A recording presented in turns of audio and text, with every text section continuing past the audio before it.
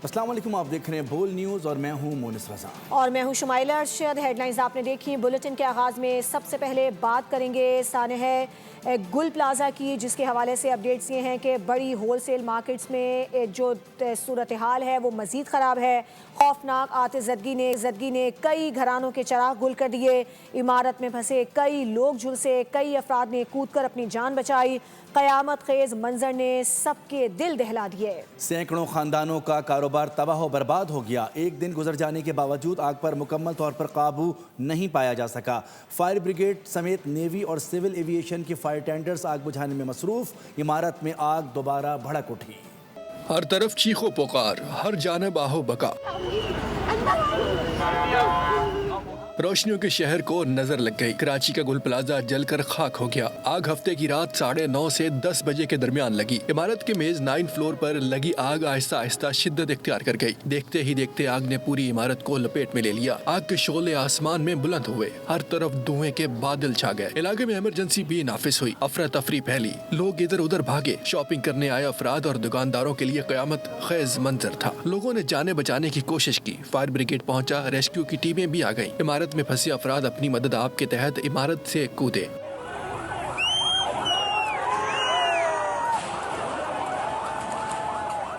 कोई दम घुटने से जान गवा बैठा तो कोई भगदड़ में चल बसा तो किसी को आग ने अपनी लपेट में ले लिया। रेस्क्यू एहलकारों ने भी सर धड़ की बाजी लगाई, कई लोगों की जानें बचाई। ताहम आग आउट ऑफ कंट्रोल हो गई। आग ने 1000 से ज्यादा दुकानें तबाह कर दी। कारोबारी अफराद को नुकसान हद से ज्यादा हो गया। कोई अपने प्यारों की तलाश में दर बदर फिरता रहा तो किसी ने अपनी जमा पूंजी अपने सामने जलती देखी। 129 नंबर थी, दोनों दुकानों को बिल्कुल खत्म हो गई। दोनों 129 तो बिल्कुल नीचे गिर चुकी है, खत्म हो चुकी है। हमारी ब्राइडल बेडशीट कंबल की दुकानें थी, वो जल गई सारी। हमारे कज़नों की गारमेंट्स की दुकानें थी, वो सब चले गई। बस सब बर्बाद हो गया। कुछ नहीं कर सकते। वक्त के ऊपर अगर यहाँ पे रेस्क्यू ऑपरेशन शुरू हो जाता, आग पे काबू पा लिया जाता, तो इतना बड़ा नुकसान, इतना बड़ा सानिया ना होता। केएमसी के फायर ब्रिगेड, स्नॉर्कल्स, वाटर कॉर्पोरेशन के टैंकर्स, पुलिस, नेवी और सिविल एविएशन के फायर टेंडर्स भी मौके पर पहुंचे। लोगों की मदद करते रहे, आग बुझाने में मसरूफ रहे। गुल प्लाजा की आग ने कई घरानों की खुशियां छीन ली। 6 अफराद की जानें चली गईं। 58 गुमशुदा अफराद बड़ा गम बन गए। लापता अफराद में एक ही खानदान की 6 खवातीन भी शामिल हैं। लवाहकीन अपनों की तलाश में हैं, आग के शोलों में अपनों को ढूंढ रहे हैं। अपने प्यारों की एक आवाज़ सुनने के लिए बेकरार हैं। उनको उम्मीद है कि शायद खस्ता हाल इमारत में ज़िंदगी की एक उम्मीद बाकी हो।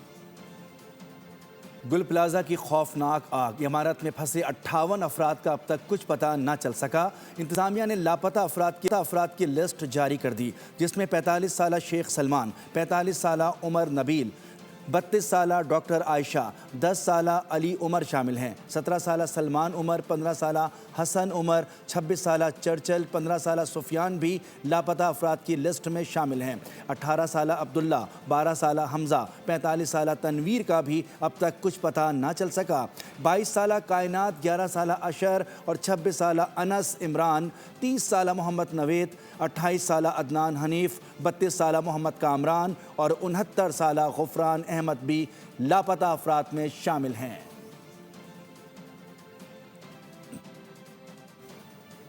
गुल प्लाजा की आग ने दिल दहला दिए हैं, कई जानें चली गई हैं। आग बुझाने का अमल ताहाल जारी है, लेकिन मुकम्मल तौर पर अभी तक आग को बुझाया नहीं जा सका है। अहम इशू पर गुफ्तगू के लिए हमारे साथ MQM के मेंबर कौमी असम्बली हसन साबिर एडवोकेट साहब मौजूद हैं। हसन साहब, क्या समझते हैं किस पर सबसे ज़्यादा जिम्मेदारी आयद होती है जो ये जानी नुकसान हुआ है और इतना बड़ा माली नुकसान हुआ है? बिस्मिल्लाहिर्रहमानिर्रहीम। देखिए, ये कराची शहर के साथ जो तवातुर के साथ ये सानेहात हो रहे हैं और आग लगने के वाक़यात इस हफ्ते में ये दूसरा वाक़या है। पहले फैक्ट्री के अंदर आग लगी और आज शॉपिंग प्लाजा के अंदर भी कल आग लग गई है और इसमें कीमती जानों का ज़ाया हुए हैं और अमलाक को भी नुकसान बड़ी तादाद में पहुंचा है। इसकी जिम्मेदार एक ही है और वो है पीपल्स पार्टी की सिंध हुकूमत और ज़िले हुकूमतें जो इस वक्त मेयर कराची हैं। वो किसी तौर पर भी किसी भी हादसे की जिम्मेदारी उस अंदाज में नहीं लेते हैं जिस तरह से उनको जिम्मेदारी इस शहर के मेयर की हैसियत से लेनी चाहिए। आप ये देखिए कि ये वो शहर है कि जिसके अंदर लोग गटर में बच्चे गिरकर अपनी जान गंवा बैठते हैं, जहाँ पर जहाँ पर गटर के ऊपर ढक्कन नहीं लगे हुए, शाराएं जो हाल इस वक्त पेश कर रही है, उसी सिलसिले की ये कड़ी है कि तवातुर के साथ यहाँ पर सानियात होते हैं। फायर ब्रिगेड का डिपार्टमेंट क्योंकि जिला हुकूमत KFC के अंडर में मौजूद है, और आप उसकी ज़बू हाली को जरा सा ये देखिए कि इस पिछले 18 साल जो पीपल्स पार्टी का दौर है, इसके अंदर जरा देखें कि फायर टेंडर्स की क्या सूरत हाल है, यहाँ पर कौन सा फ्लीट का जो इजाफा किया गया है, यहाँ कौन से ट्रेंड फायर फाइटर्स को जो है वो शामिल किया गया, किस तरह से भर्तियां की जाती हैं, और सबके सामने। हाँ, ये जिम्मेदारी सिर्फ लेने से फर्क नहीं पड़ेगा, लेकिन इन जिम्मेदारों को जब तक सजा नहीं दी जाएगी, इनको ओहदों से नहीं हटाया जाएगा, इनके खिलाफ कानूनी चाराजोई नहीं की जाएगी, ये मामले का हल नहीं निकल सकता है। कराची शहर की आबादी सिंध की 60% आबादी है। सिंध की आबादी 5.5 करोड़ है, और इस 5.5 करोड़ 3.5 करोड़ लोग जो है वो शहर कराची के अंदर रहते हैं। लेकिन इस शहर कराची के साथ जो जुल्म सितम इस पीपल्स पार्टी के दौरे हुकूमत में 18 साल पॉइंट स्कोरिंग, सियासी पॉइंट स्कोरिंग करने का यकीनी तौर पर ये कोई वक्त नहीं है, लेकिन आप जिन चीज़ों की निशानदेही कर रहे हैं वो भी अपनी जगह मौजूद हैं। ये बताइएगा कि जब लोगों का नुकसान होता है, ख़ास तौर पर ताजिरों का नुकसान होता है, जब इंसानी जानें हम गंवा देते हैं, उसके बाद भी सबक नहीं सीखते, ये कोई पहला वाक़या तो नहीं था कराची के लिए? देखिए, बिल्कुल ये मैं इसी पॉइंट के ऊपर बात कर रहा हूँ। बिल्कुल पॉइंट स्कोरिंग की जरूरत नहीं होनी चाहिए किसी भी हादसे के ऊपर। उन लोगों के साथ MQM भी खड़ी है जिनका माली नुकसान हुआ, जिनका जानी नुकसान हुआ, और ये सिलसिला कब रुकेगा आखिर? तो इसके लिए जो जिम्मेदार है, मैं उसी की तरफ इशारा करना चाह रहा आपके सवाल के जवाब में, कि उन जिम्मेदारों को अपने ओहदों पे रहने का हक नहीं है। उनको अपने ओहदे छोड़ देने, वॉलंटरली छोड़ देने चाहिए ना। अगर वो जिम्मेदार बनते हैं और वो अपनी जिम्मेदारी पूरी नहीं कर रहे, उनके पास अगर बजट में पैसे मौजूद हैं और उसके बावजूद वो बजट से पैसे उस काम पर इस्तेमाल नहीं हो रहे जिस काम के लिए रखे गए, तो फिर उनको बैठने का इख्तियार और हक नहीं होना चाहिए। ये जुल्म है। यहाँ पर अरबों रुपए के अपने कारोबार से महरूम हो गए। यहाँ पर ये गुल प्लाजा कराची के रहने वाला, पाकिस्तान में बसने वाले लोग जानते हैं, जो कारोबारी तबका है, कि गुल प्लाजा एक बहुत अहम शॉपिंग सेंटर था जिसके ऊपर इस शहर के लोग और पाकिस्तान से आए हुए लोग यहाँ खरीदारी किया करते थे। और आज उसकी ये जो सिलसिला हुआ है, अब इसमें चाहे शॉर्ट सर्किट के जरिए आग लगी हो, जो भी इसके अंदर अवामिल कार फरमाए, लेकिन इसके अंदर बेसिक चीज तो यही देखनी पड़ेगी ना कि इस आग को जो केमिकल आग, जिम्मेदारों को कैफ़े किरदार तक पहुंचाना जरूरी है ताकि मुस्तकबिल में ऐसे वाकयात ना हो। हसन साबिर साहब, आपका बहुत शुक्रिया। गुल प्लाजा की लगने वाली आग पर अब तक मुकम्मल तौर पर काबू नहीं पाया जा सका। सवाल साहब को बताएं कि लापता अफराद के लिए आग बुझने के बाद सर्च ऑपरेशन किया जाएगा। आग ने पूरी इमारत को लपेट में लिया। इस वक्त पूरी इमारत खस्ता हाल हो चुकी है। फायर फाइटर्स आग बुझाने में मसरूफ़ हैं। इस वक्त क्या सूरत हाल है, ये जानते हैं हमारे नुमाइंदे साद गुज्जर से, जो इस वक्त स्पॉट पर मौजूद हैं। जी साद गुज्जर।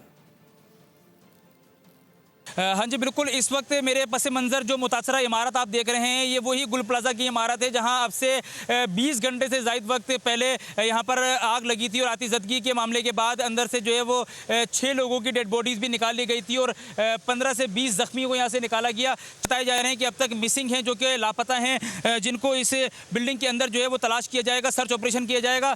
20 घंटे से ज़ायद वक्त गुजर चुके हैं, 24 घंटे होने को हैं, लेकिन आप देख सकते हैं कि तीसरी मंजिल भी आपके सामने है। ये एक्सक्लूसिव मनाजिर आपको हम दिखा रहे हैं बोल न्यूज़ की स्क्रीन पर, जहां तीसरी मंजिल भी आपको नजर आएगी आग में, दूसरी मंजिल भी आपको नजर आएगी आग में, पहली मंजिल पे भी आप मेज़-9 की तरफ देख सकते हैं कि वहां पर आग लगी हुई नजर आएगी। कैमरामैन मोहम्मद यूसुफ आपको ये इस वक्त एक्सक्लूसिव मनाजिर दिखा रहे हैं कि ग्राउंड फ्लोर की जो दुकानें हैं, इनके शटर तो तोड़ दिए गए हैं, लेकिन अब तक जो है वो अंदर आग जो है वो भड़कती हुई नजर आ रही है। जबकि रेस्क्यू ऑपरेशन भी इस वक्त आप स्क्रीन पर देख रहे होंगे कि यहाँ पर जो है फायर ब्रिगेड हुक्काम यहाँ पर मौजूद हैं, यहाँ पर जो फायर फाइटर्स हैं वो मौजूद हैं और यहाँ से जो है वो देखें आग पर काबू पाने की कोशिश की जा रही है। 20 घंटे से ज़ायद वक्त क्यों लग चुका है, ये इस वक्त आपको स्क्रीन पर जो नज़र आ रहा है आप देख सकते हैं कि पानी जो है वो अंदर तक मुकम्मल नहीं जा सक रहा। स्नॉर्कल के ज़रिए भेजा गया यहाँ पर फायर फाइटर्स को, लेकिन उसके बाद भी आग पर काबू नहीं पाया गया। जो बिल्कुल अहमद जिना वाली साइड है, इस वक्त आप वो स्क्रीन पर देख रहे हैं, वहाँ पर एक मरतबा फिर जो है हमें आग के शोले नज़र आ रहे हैं। यहाँ पर जो है बताना यह है कि ये आग 2 से 3 मरतबा भड़क चुकी है, उसके बाद भी इस आग पर मुकम्मल तौर पर काबू नहीं पाया जा सका। ये जो गली आपको नज़र आ रही है, ये गली गली डीसी ऑफिस वाली गली है, जिसके बैक साइड पर अंकल सरिया हॉस्पिटल वाला जो मेन गेट है गुल प्लाजा का, इसके बिल्कुल जो पिछला हिस्सा है वो तकरीबन जो है मुनद्दम हो चुका है। वहाँ से बिल्डिंग कोलैप्स हो चुकी है, जबकि अब तक इस पूरी बिल्डिंग को जो है वो मखदूश करार दे दिया है। किसी भी लम्हे, बताना यह है कि दीवारें बहुत ज़्यादा कच्ची हो चुकी हैं और किसी भी लम्हे जो है ये पूरी जो इमारत है ये इसी तरीके से कोलैप्स कर जाएगी। रेस्क्यू ऑपरेशन इस वक्त जारी है। 20 से ज़ायद फायर ब्रिगेड की गाड़ियाँ इस वक्त ऑपरेशन में हिस्सा ले रही हैं। 10 से ज़ायद बाउजर जो है वो यहाँ पर मौजूद हैं, जबकि साथ ही साथ 4 स्नॉर्कल्स जो हैं वो भी यहाँ पर मौजूद हैं। इस वक्त मैं आपको बिल्कुल एक्सक्लूसिव मनाजिर दिखा रहा हूँ कि तकरीबन 22 घंटे गुजर चुके हैं इस ऑपरेशन को, और 22 घंटे के बाद भी हम ये देख रहे हैं कि इस आग को लगे जिस तरीके से इसकी जो शिद्दत थी वो अंदर वैसे ही शिद्दत बरकरार है, जबकि बाहर की जानिब भी इसके शोले नज़र आ रहे हैं। ये बिल्कुल उसी तरीके से धुआं निकल रहा है। और पीछे देखें, बिल्कुल इस वक्त जो गुल प्लाजा के बिल्कुल सामने जो है वो रिहायशी इमारत है, वहाँ पर भी खौफ व हिरास का एक मामला है, क्योंकि 20 घंटे से लोग जो है वो यहाँ पर देख रहे हैं कि किस तरीके से यहाँ पर आग लगी हुई है।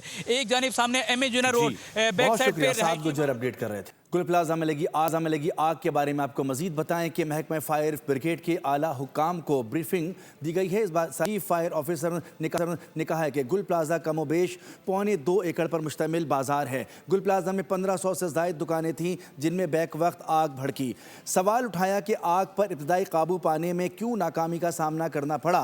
आग पर इब्तदाई काबू पाने के लिए कोई निज़ाम मौजूद नहीं था। आग बुझाने के लिए भी कोई एमरजेंसी रास्ते बाजार में मौजूद नहीं थे। आतिशज़दगी की इब्तदाई वजह अब तक मालूम नहीं हो सकी। मुमकिना तौर पर या तो शॉर्ट सर्किट या बिजली के डबल फेस एक साथ आने से भी आग भड़क सकती है। आग की इत्तला 10:26 पर मौसूल हुई। चंद मिनटों बाद गाड़ियां जाए वक़वा पर सदर मुमलिकत आसिफ अली जरदारी और वज़ीर आज़म शहबाज शरीफ ने सारह गुल प्लाजा पर अफसोस का इजहार किया है। सदर मुमलिकत की जानों के ज़िया पर ताज़ियत की है और लवाहिकीन से इजहार हमदर्दी भी किया है। सदर जरदारी ने हिदायत की है कि सिंध हुकूमत और मुतालिका इदारे मुतासरा अफराद और ताजरों को फौरी और हर मुमकिन इमदाद फराहम करें। ज़ख्मियों को बेहतरीन तिब्बी सहूलियात की फराहमी में कोई कसर ना छोड़ी जाए। वज़ीर आज़म शहबाज शरीफ का कहना था कि लोगों के जानो माल की हिफाजत के लिए तमाम तर इक़दाम किए जाएँ और मुतासरा ताजरों और दीगर अफराद को हर मुमकिन इमदाद फराहम की जाए। शहबाज शरीफ ने यह भी कहा कि रेस्क्यू ऑपरेशन में तमाम मुतालिका इदारे मिलजुल कर काम करें। जाँ बहक अफराद के लवाहिकीन के गम में बराबर के शरीक हैं। कुछ लोग गुल प्लाजा आतिशज़दगी पर सियासत कर रहे हैं। हमारी कोशिश है कि जो नुकसान उठा रहे हैं, जिनका नुकसान हुआ है, उनको शफाफ अंदाज में उसका अजाला किया जाए। ताजिरों के नुकसान का शफाफ तरीके से मदावा करेंगे। वज़ीर आला सिंध मुराद अली शाह का तबाहशुदा गुल प्लाजा का दौरा, आग कैसे लगी, कैसे फैली, रेस्क्यू हुकाम कब पहुँचे, तमाम सवालात की इंक्वायरी का हुक्म। बोले गैर कानूनी तामीरात रोकने पर तमाशा खड़ा कर दिया जाता है। वाक़े से मुतालिक जामे इंक्वायरी होगी। तहकीकात में किसी किस्म की गफलत या लापरवाही साबित हुई तो जिम्मेदार अफराद के खिलाफ सख्त कार्रवाई की जाएगी। वज़ीर आज़म को सूरत हाल का इल्म है, लेकिन मुझसे राब्ता नहीं किया गया। में जो सानिया हुआ था उस वक्त सदर आसिफ अली जरदारी ने खुद वफाक से मदद दिलाई थी सूबाई हुकूमत को। वो हम एक ट्रांसपेरेंट तरीके से, जैसे हमने पहले कोशिश यही होगी कि ट्रांसपेरेंट तरीके से उनके नुकसान का अजाला किया जाए। मैं जो ऐसे लोग हैं जिनका सिर्फ काम है इंतशार फैलाना, उनकी बात पे ध्यान नहीं देता। हम अपने काम बगैर किसी स्टडी किए हुए कई मंजिला इमारतों की इजाज़त दी गई, और अब जो है अगर कहीं उनको कहा जाता है, रोका जाता है, तो बिल्डर्स और सारे एक तमाशा खड़ा कर देते हैं कि जी हमें तंग किया जा रहा है। 10-16 पे इधर से इतला गई है, 10-27 पे 11 मिनट बाद करा, लेकिन लोग कह रहे हैं तो हम उनकी बिल्कुल तहकीक होगी कि किसने किसी की कोताही हुई। बहुत पेचीदा हालात है और इंशाअल्लाह जो भी हद्दुल इम्कान इंसानी कोशिश होगी वो की जाएगी। मुझे वज़ीर आज़म साहब ने अभी तक मुझसे रब्ता नहीं किया, लेकिन मैंने मीडिया में देखा है कि उन्होंने ज़रूर मुझसे पर्सनली रब्ता नहीं किया हुकूमत से। और आपको बताएं कि इसी वाक़े के हवाले से जो ताजिर हैं उनकी जानिब से ये मुतालिबा भी किया जा रहा है कि इंसाफ फराहम किया जाए, जो नुकसानात हुए हैं उनका भी अजाला किया जाए। इसी पर बात करने के लिए हमारे साथ मौजूद हैं कराची मोबाइल डीलर्स एसोसिएशन के प्रेसिडेंट मिनहाज गुलफाम साहब। मिनहाज साहब बताइएगा, सबसे पहले तो आप क्या समझते हैं कि इतने भारी नुकसान की जिम्मेदारी किस पर आयद होती है और मुतालिबा क्या है ताजिरों का? देखें, फिलवक्त तो ताजिरों का यही मुतालबा है कि ये अफसोसनाक सूरत हाल है कि हमारे अभी 60 से ज़ायद जो लोग हैं वो अभी तक अंदर हैं और उनको रेस्क्यू नहीं किया गया। तो सबसे पहला मुतालबा तो ये कि इंसानी जान जो है उनको बचाया जाए और ये कीमती जानों का जो ज़िया है, जो 6 से ज़ायद जो हमारे ताजिर जो शहीद हो चुके हैं, अल्लाह पाक उनकी मग़फ़िरत फरमाए। फर्स्ट जो हमारा एक ही मुतालबा है, क्योंकि हमारा अरबों रुपए का नुकसान तो हो चुका है। हम अभी नुकसान की बात बाद में करेंगे, मगर पहले हम अपने ताजरों की और जो जितने लोग अंदर हैं उनको रेस्क्यू का मुतालबा कर रहे हैं कि 24 घंटे होने को आए, उनको रेस्क्यू किया जाए कि अल्लाह करे कि अगर उनकी सांसें बहाल हैं अंदर, वो जिंदा हैं, तो वो जिंदा सलामत बाहर आ सके और उनको तिबी इमदाद जो है वो फराहम की जा सके। ठीक है, बहुत शुक्रिया। Saddar Karachi mobile dealers association Minhaj Gulfam साहब है, जिनका ये कहना था कि अभी पहला मुतालिबा ये है कि जो लोग अंदर महसूर हैं, जो फंसे हुए हैं, उन्हें फौरी तौर पर बाहर निकाला जाए। अब खबर यह है कि अमरीकी सदर डोनाल्ड ट्रंप की जानिब से पाकिस्तान को गजा अमन बोर्ड में शमूलियत की बाज़ाब्ता दावत दे दी गई है और वजारत ख़ारजा के तर्जुमान ताहिर इंदराबी ने मीडिया के सवालात पर तस्दीक कर दी है। तर्जुमान दफ्तर ख़ारजा के मुताबिक वज़ीर आज़म पाकिस्तान को अमरीकी सदर की दावत मौसूल हो चुकी है। पाकिस्तान गजा में अमन व सलामती के क़याम के लिए की जाने वाली आलमी कोशिशों में अपना किरदार अदा करता रहेगा। तर्जुमान का कहना था कि पाकिस्तान का मौक़िफ़ वाज़ेह है कि ऐसी आलमी काविशों के ज़रिए मसला फ़लस्तीन का देरपा और मुनसिफ़ाना हल अक़वाम मुत्तहिदा की करारदादों के मुताबिक निकाला जाना चाहिए। दफ्तर ख़ारजा के मुताबिक पाकिस्तान हमेशा ख़ित्ते में अमन, इंसानी हकूक़ के तहफ़्फ़ुज़ और फ़लस्तीनी अवाम के हक़ ख़ुद इरादियत की हिमायत करता आया है और आइंदा भी इस मौक़िफ़ पर कायम रहेगा। अमरीकी सदर डोनाल्ड ट्रंप का एक बार फिर ईरान में क़यादत की तब्दीली का इशारा, कहा कि अब वक्त आ गया है कि ईरान में नई क़यादत तलाश की जाए। अमरीकी सदर डोनाल्ड ट्रंप का कहना था कि आयतुल्लाह ख़ामेनी अपने मुल्क की तबाही के ज़िम्मेदार हैं। ख़ामेनी ईरान को तशद्दुद और जबर के ज़रिए कंट्रोल कर रहे हैं, जिसके बायस ईरानी अवाम शदीद मुश्किलात का शिकार हैं। ईरानी सदर ने मज़ीद कहा कि आयतुल्लाह ख़ामेनी को उनकी तरह मुल्क चलाना चाहिए था ताकि ईरान तरक्की की राह पर गामज़न हो सकता। मौजूदा ईरानी क़यादत की पॉलिसियाँ न सिर्फ मुल्क बल्कि ख़ित्ते के लिए भी नुकसानदेह साबित हो रही हैं। अमरीकी सदर के बयान पर ईरानी हुकाम की जानिब से ताहाल कोई बाज़ाब्ता रद्द-ए-अमल सामने नहीं आया। खबरों में फिल वक्त इतना ही। मज़ीद खबरों और अपडेट्स के लिए विजिट कीजिए हमारी वेबसाइट boldnews.com। एक ब्रेक के बाद हाजिर होंगे हेडलाइंस के साथ, हमारे साथ रहिए। सब्सक्राइब करें और बेल दबाएं ताकि कोई खबर रह न जाए।